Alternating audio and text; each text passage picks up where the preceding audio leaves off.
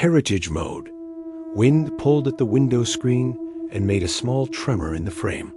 A sound like a moth caught in a lampshade. Lena sat with the phone face down and her hands open on her knees, as if she could keep words from landing by not offering them a surface. The radiator clicked in a pattern she'd come to expect, a run of soft knocks, and then a long stretch of quiet. On the desk, her mug left a ring that dried to a faint sugar crust. She wiped it with the cuff of her sleeve and smelled the old coffee ghost back up into the air. She told herself she would not touch the phone until afternoon. She would go to class, talk only when called on, and keep her answers short. She would stop by the co-op for bread and the kind of apples that snap when bitten. She would not open maps. She would not press the recorder. She ran the plan like a grocery list through her head and then watched the list change its own handwriting to match the tidy script from the copybook page. Down the hall, Izzy laughed at something on her screen, then coughed. The cough turned into the end of a lullaby line in Lena's head, even though there was nothing musical about it. She put on her coat and slid the phone into the pocket, feeling the heat it was holding. Not much, just the warmth a hand leaves when it leaves too soon. The hallway smelled like detergent and stale pizza. A vacuum's belt whined somewhere on another floor and steadied. Outside, the wind had a bite that made every breath a small decision. The flags over the administration building lifted and dropped with a slap. Salt crunched underfoot where a maintenance cart had been. A siren far off wound itself tight and then unwound again. Lena kept her eyes on the sidewalk and made herself look up only when she reached the crosswalk. The bell tower gave its tired count, and then, as if embarrassed, added a note that had nothing to do with ours. In the classroom, the lights hummed at a pitch you stopped hearing if you surrendered to it. Students set their bags down in a sequence that always sounded the same. Zipper, chair leg, binder snap, a soft swear under breath. Professor Dalby set a stack of papers at the edge of his desk and squared them twice with neat palms. He began with a reminder about tone and about how plain words can carry more weight than decorative ones. He didn't look at her any more than he looked at anyone else, and that felt like mercy. When he called for discussion, Lena kept to small contributions. She used the word ordinary 3 times, and it held. She said table once and felt the chair under her shift, not from her body, but from something in the air that pressed. She switched to desk. Desks stayed desk. Her phone stayed still in her pocket, heavy like a book you're not reading yet. After class, she tried to leave without meeting any eyes. By the door, a printed notice had been taped over yesterday's advisory. It was from Student Affairs and used the word community twice in the first line. It asked for cooperation with an upcoming audit of campus communication software. It said certain features would be limited for a short window. The paper's edge had a crease as if someone had tried to fold it and change their mind. Under the official lines, a pen had scrawled a short sentence that didn't read in English. She knew the sound of it anyway. The hinge sat there like a nailhead under paint. She walked to the co-op along the block where the old movie theater sign still hung even though the building had become offices. A delivery truck idled at the curb. The exhaust blew a damp warmth that smelled like coins. Inside the co-op, the produce coolers hissed and clicked and released a fog that dampened the paper bags. When the clerk weighed her apples, the scale didn't display numbers. Instead, the screen offered a word that meant the weight of 2 cupped hands, heaped, which was both wrong, and exactly the way her grandmother would decide how much dough to cut. The clerk frowned at the screen and then shrugged. "The system's weird today," she said, pressing a button that made a fake receipt print. The paper came out warm and blank, the heat still in it as if the ink had chosen to stay inside. Back in the dorm, an email from the dean's office sat at the top of her inbox. It used the phrase unified experience 3 times and asked students not to share unapproved materials for the duration of the audit. The phone let the words pass as if they didn't concern it. In the notification shade under that, the recorder icon glowed a faint white. She touched it by mistake. The waveform slid alive and then held steady, as if it were listening to a room rather than to a mouth. She set the phone on the desk and stepped away. Her feet remembered the exact creaks in the floor and avoided them. The next day, a table outside the student center held a neat display of pamphlets about support resources. The woman behind the table wore a cardigan the color of dishwater and a badge that said she was there to help. She smiled at Lena with a trained softness and pushed a pamphlet forward with 2 fingers. "If you're hearing unusual sounds from your device," she said, "or seeing unapproved language in your school materials, please bring your device to the help desk for a standards reset." Lena looked down at the pamphlet. The cover showed a phone like hers, but with the screen dimmed and the word reset in a font that tried to be firm, without being cruel. She slid the pamphlet into her tote bag and kept walking.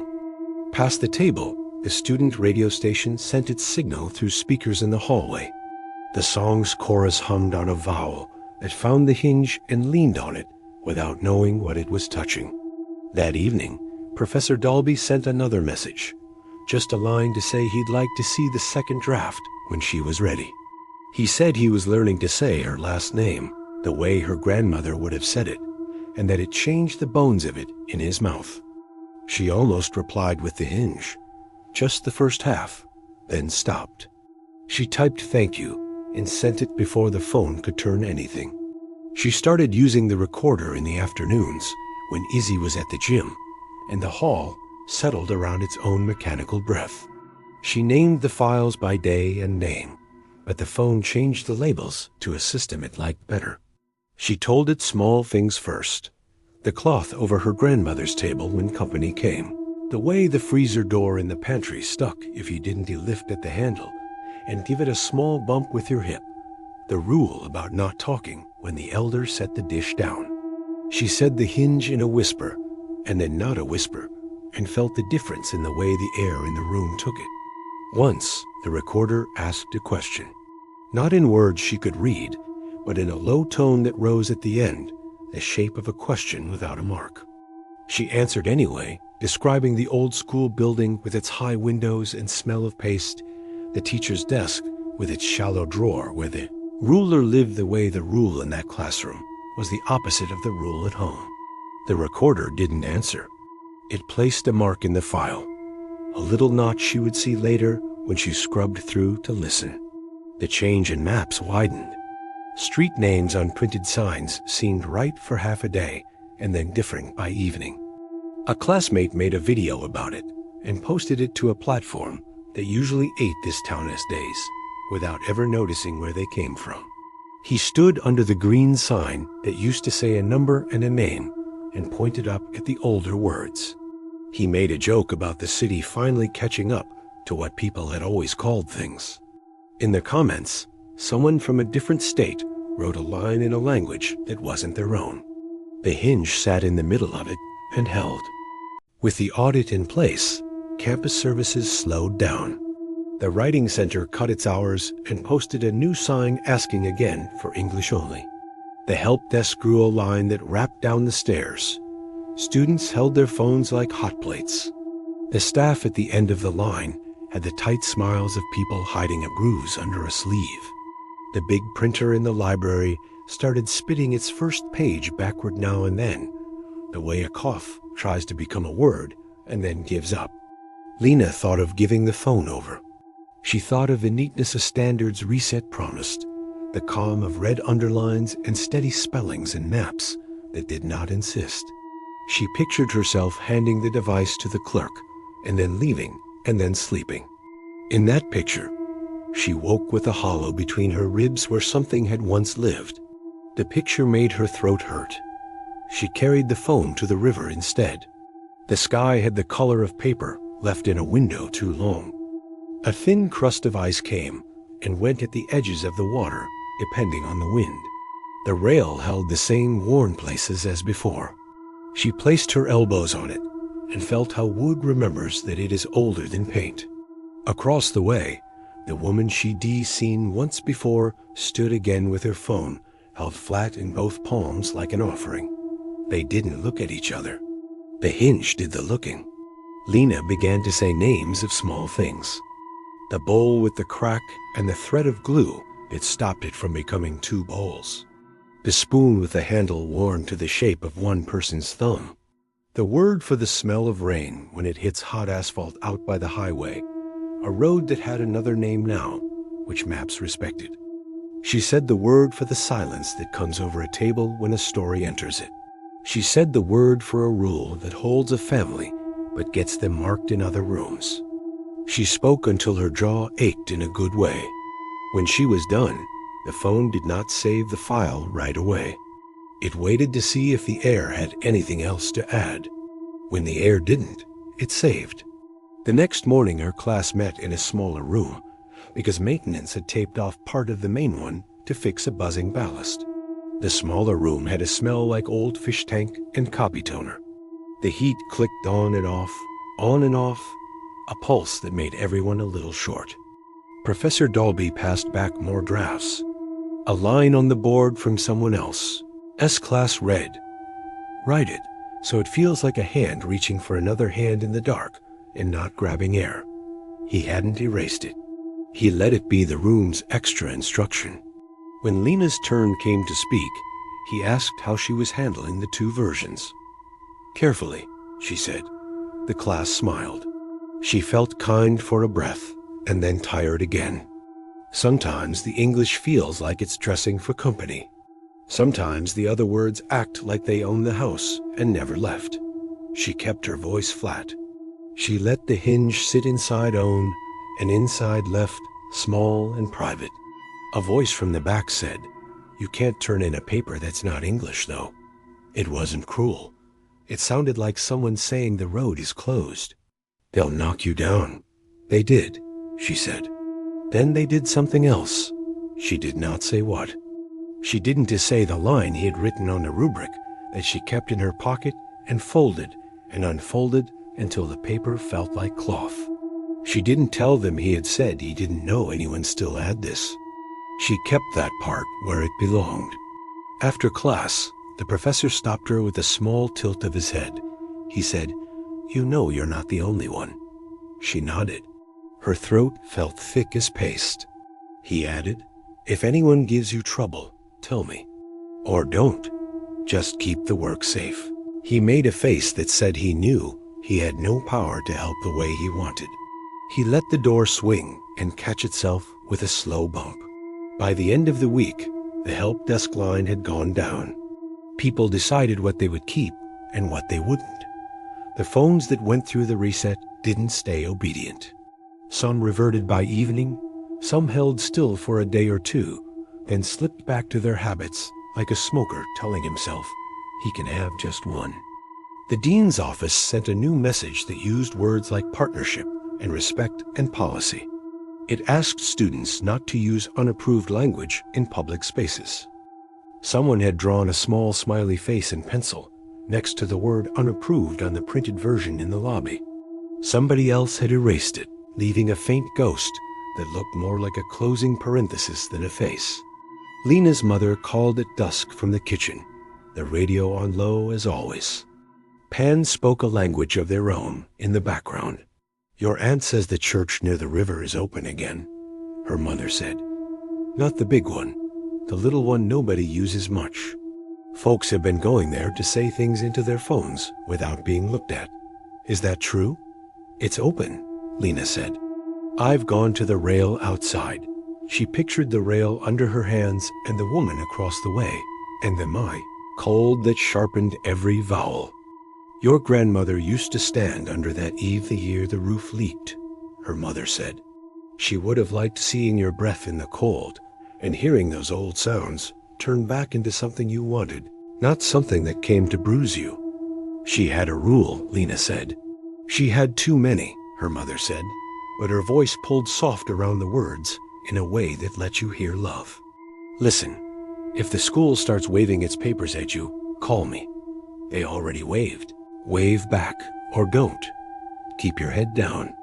Keep your mouth when you want it, and shut it when you have to. That's what we do. The following day, Lena tried to work in the library, but the hum from the HVAC was all hinge. She went to the common room in her dorm instead. Someone had left the television tuned to the campus news. A student with a careful haircut telling a camera how the audit had improved clarity for users across the system. The closed captioning lagged and then filled in a line all at once with the older words. The anchor blinked and kept talking as if he had not seen the river change course under his feet. Poems began to appear. Not in journals, not on blogs, not in the guitars of open mic nights, but in small chalk lines. Between bricks in ringed circles on tables, where cups had sweated in the way a heater stuttered 3 short bursts, then held, then 2. The campus police scraped chalk and wiped tables and posted reminders about vandalism. And still lines slipped back in the next day because the air had learned them. Someone left a scrap of notebook paper tucked into the library copy of a dictionary. The scrap didn't have a definition. It had the hinge, and then under it a line in English that said, "Both or neither, your choice, but choose with both hands." A rumor grew that the administration would lock down the networks during finals week and require every student to install a clean keyboard. Another rumor said a local reporter was working on a story under a pseudonym because the paper didn't want its name touching this. A girl in Lena's geology lab said her grandmother cried, hearing a video from a town 2 states over where the street signs went soft, and the map stopped pretending to be new. The girl said her grandmother had told her she remembered the ruler and the way fear made her tongue go stiff, and still she missed the way words used to feel before. In their room, Izzy tried to be kind without being nosy. She handed Lena her headphones one night and said, "You can borrow these if you want to record into something that I send to your brick with opinions." Lena smiled and said she was okay. She wasn't. She was up too late and rose too early and ate apples and toast and peanut butter by habit, like a set of steps, by heart in the dark, and can manage even half asleep. She could feel the hinge in her wrists when she turned the doorknob. She could feel it in the way the fridge motor in the shared kitchen came on and off in a rhythm that had become words. She heard it in the copier that lived outside the campus print shop, the one that whined too long before the page fed, and then sometimes spit it crooked so the edges were cut off. It all had a grammar now. One afternoon in the little church, someone had set folding chairs in a loose circle. A space heater purred and ticked. People she knew by sight from campus sat with their coats on and their phones face down on their knees. Nobody led. There was no agenda. A man with hands roughened by some work other students, didn't he have lifted his phone and tapped the recorder without looking? He said the names of the fields his family had rented, and then lost the words for the clay that made a boot heavy, the name of a creek in the old language, which maps now used like it had never been otherwise. A woman in a maintenance jacket said the word for a tool you pass down when you want the work to keep living after you do. A boy who might have been 17, or might have been older by virtue of being tired, said the word for not being looked in the eyes. Nobody cried. They were not there for crying. They were there for work. Lena waited her turn, and then didn't take it. She waited again, and then did. She said the hinge. The room made room. She told them about the kitchen rule and about her grandmother's sink, and about how the breath in the alley lifted the steam and held it like a voice. She kept her eyes on the scuffed concrete under the chairs. When she finished, the heater clicked off and clicked on again, and the sound landed like a hand on a table. After the circle, a woman approached her. She wore a campus badge and carried a clipboard as if that protected her from the heat of what they were all doing. "I'm supposed to tell you to use the channels that exist," the woman said. "I'm supposed to tell you English only. I'm supposed to ask to see your phone." She looked around the little church, with its damp smell and its cheap chairs and its one window taped to keep out the draft. "I'm not going to do that. I'm going to say this once and then never say it again. What you're doing will cost you. and we'll save you. I can't balance that for you. Be small where you can be small. Be loud where you can stand it. That's all I can give. Thanks, Lena said. She realized she meant it. On campus, the audit wound down in the way such things wind down. No announcement that said now it is over. Just a loosening of shoulders and a return of the small mechanical conveniences you only miss when they are gone. The writing center took down the English-only sign. The help desk added a line to their website about respecting personal settings when safe and lawful. The dean's office sent a thank you and a request for feedback that a board intern had written and a distracted supervisor had rubber-stamped. The phones kept their habits. The maps kept their names. The printers had better days and worse. Everyone pretended the new ordinary had been the plan. Professor Dalby handed back Lena's latest draft with comments in soft pencil that did more pointing than telling. In the margin near the hinge she had written, both and neither, and then crossed out neither and wrote both twice. He brought his hand to his mouth as he did it, like he was keeping a laugh in or keeping a sob in. She couldn't tell which. You're close, he said. I can feel the heat of it from here. I think it will bite me, she said. I think it will, he said. But it will bite around a place that needed teeth to grow right. I don't know if that makes it a help. I don't either. Let me read the next version, he said. And then, like a man who had mangled a thing once and was trying not to again, he added, when you want. She walked home with his pencil marks in her bag and the paper warmed still from his hands. The sky had gone that flat evening color, and the campus lights popped on a breath too early, catching the air mid-change.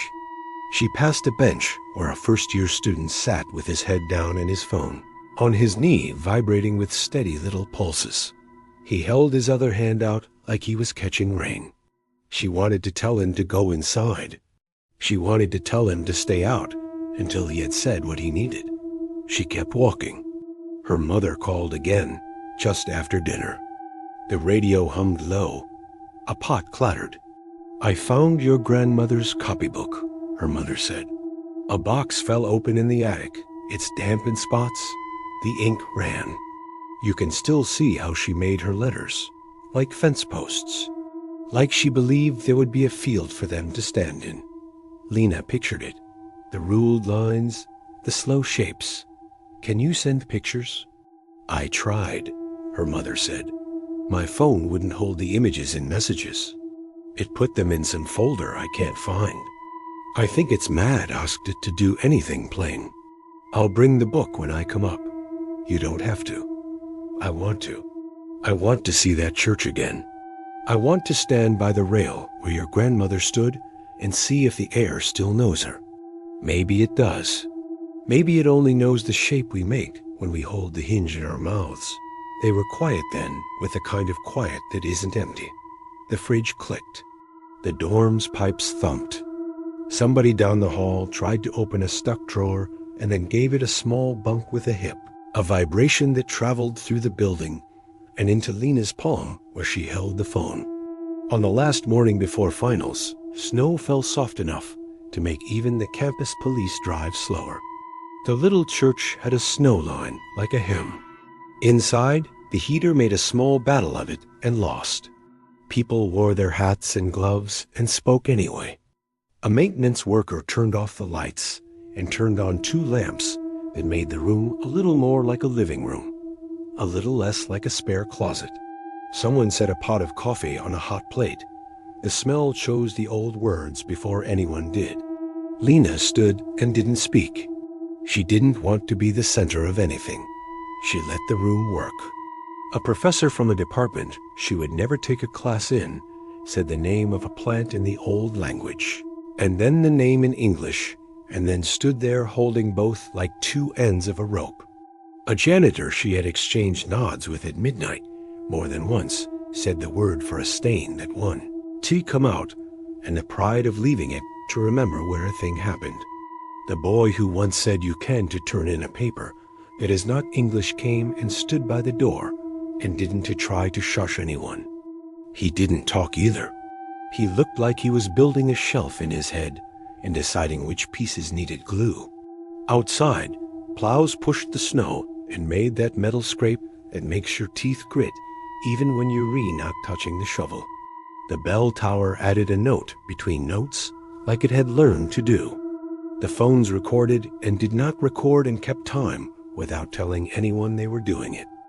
On campus, the final schedule shifted by an hour because of the weather, and a line of students stood at the registrar arguing with a person who wasn't empowered to change anything. Lena printed her last paper on a printer that ate the margins and had to be coaxed with a light tug. The paper came out warm, and the black line across the bottom had a wave in it that looked like a breath. She trimmed the edge with scissors that stuck and then let go. She handed the paper in without ceremony. Professor Dalby took it and held it as if weight mattered. He didn't flinch when the hinge sat playing in the middle of a paragraph. He was tired. His shirt collar had wilted. He smiled using only the corner of his mouth. "Go rest," he said. "Go do the things you do when nobody is watching. Try not to let anybody make you perform your own house back at them." She slept then, not long, not well, but deep enough to see the river rise, carry a piece of the shore away, and set it down on the far bank, where it made a new shape that wasn't old ground and wasn't new either. She woke with the sheet twisted around her calves and the room warm because the radiator had decided night was over even if she had not. She made toast. The click of the spring sounded like a small sentence. She ate standing up. The crumbs on the plate lined themselves into a soft arc. She wiped them with her thumb and licked the salt that stuck. Her phone waited on the desk. The screen showed a new note. No title, no cursor. The suggestion bar held only the hinge. She didn't touch it. She left it to sit in its small box like a bird that would fly if the window were open. After a long minute, the word faded. The bar filled with plain English choices again. She laughed a short, surprised laugh, the way a person laughs when a dog who never listens sits at last. Outside, thaw had begun at the edges of the walks and at the mouths of storm drains. Water pushed under the dense, dirty crust and found a way down. A child from town dragged a stick along a fence, and the metal rang with each touch, a line of notes that made a tune if you allowed it. Lena walked to the bridge and put her elbows in the same places and looked for the woman across the way. She wasn't there. A new person stood, older, with a hat pulled down over the ears and a scarf wrapped high. They kept their phone in a mitten and didn't bother with the recorder. They said the hinge in a voice that could have handled more than one winter and would handle more. Lena tried something she had avoided for weeks. She opened her messages and typed a line to her mother in English. She asked for the copybook pages again. She watched the words hold steady and then alter. Not a lot, just a small bend in a vowel that made the line sound right in her head, even while it looked wrong on the screen. She sent it. It delivered without complaint. A moment later, her mother replied with an image. A copybook page filled the screen. The dark strokes had bled into the paper where damp had found them. The letters leaned a little toward one another, a congregation of fence posts bending out of respect for a wind that had passed and would pass again. In the corner, a word sat, not the hinge and not English, a word Lena didn't know and did. It meant the sound a mouth makes when it is done with a prayer and not ready to speak yet. The phone did not try to name it. It let it be. On the walk back, she passed the help desk. No line. A sign thanked students for patience during service updates and reminded them of the policy about appropriate devices during exams. A bored student worker looked up and gave her the universal nod that says we are both here and neither of us asked to be. She waved with 2 fingers and kept moving. In their room, Izzy took off her headphones and said, "You look better." "I slept," Lena said. "That'll do it," Izzy said. "Also, there's soup in the lounge if you want some. Somebody's grandma sent the vat." Chicken and noodles, I think. Smells like a house. She paused and listened to herself and smiled. You know what I mean. I do. Lena went to the lounge. The soup sat in a big insulated pot with a ladle and a stack of bowls. A note said, help yourself, and also said, wash what you use, in letters that were thick and straight. She took a bowl and sat by the window. Steam fogged the glass and then slid down in clean lines. She ate slowly. She thought of the rule at the kitchen table and how silence can be a grace and also a wound, and how sometimes the only way to hold both meanings is to say the one word that means both and to let the air do the rest. She finished and washed her bowl and dried it with a towel that smelled like bleach and sun. Back in the room, she opened her draft and read from the hinge forward. The phone didn't correct and didn't applaud. It held steady like a hand under a board when you are sawing, so the cut won't chatter. She trimmed 3 lines that tried to say the same thing twice. She swapped a vague verb for a true one. She let one sentence run a little longer, because breath I send to a perfect ruler, and shouldn't he have to be? When she hit save, the phone nudged her palm. Not hard, not like a demand, more a tap to say it had heard. She closed the file and set the phone face down. The glass reflected the room in a dark way that made everything look calmer than it was. She lay back on the mattress and listened to the building's small music. The heat ticked and breathed. Somewhere a microwave beeped 3 times, and then once more to insist.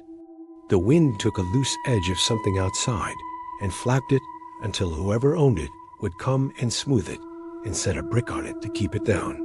Night came clean. She slept without seeing the river carry anything away. In the morning, the world had the ordinary taste it gets after a storm. Metal, salt, leftover bread. She texted her mother good morning in English and let the vowel bend and kept it. She took her paper to class and handed it over and walked out and did not look back to see what anyone did with it. The hinge sat behind her teeth. She didn't swallow it and she didn't spit it out.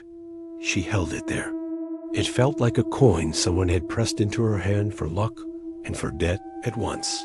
One she would pay with, and for as long as the phones hummed and the maps remembered, and the air kept the shape of a mouth when a rule was said and a table was set and the soup steamed and the people who had once been told to be quiet decided to be quiet. Only when quiet was called for, and never again when the noise asked them to forget.